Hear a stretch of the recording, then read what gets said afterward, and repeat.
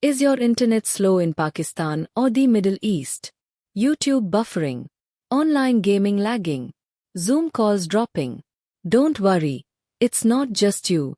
There's a major issue happening under the sea. And in this video, we'll break it down. What caused this internet disruption, how long it will last, and what you can do about it. A few days ago, two major undersea internet cables, SMW4 and IMEWE, were damaged near the Red Sea, close to Jeddah, Saudi Arabia. These cables are part of a global network that connects Asia, the Middle East, and Europe, and when they go down, the impact is massive. Countries like Pakistan, Saudi Arabia, the UAE, Qatar, and others are now facing internet slowdowns, with services like PTCL, at&t, and others severely affected. The Red Sea is a crucial body of water between Africa and the Middle East. It's not just a shipping route, it's also a digital highway beneath the ocean. Thousands of kilometers of fiber optic internet cables run under the sea, carrying data between continents. So, any disruption here can cause internet problems across multiple countries. Officials haven't confirmed the exact cause yet, but experts say the damage could be due to a technical fault, or a ship's anchor accidentally dragging the cables. There are also unverified rumors of sabotage, but so far, no solid evidence supports that theory. The impact is serious.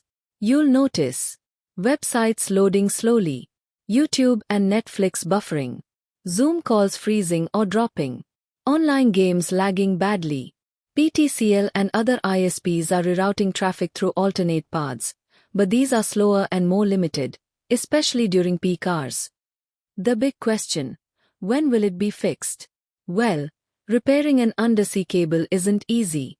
First, they have to locate the damage, then send a special repair ship, pull the cable up from the ocean floor, fix it, and relay it. This entire process can take anywhere from 8 to 10 weeks, depending on weather conditions and the severity of the cut.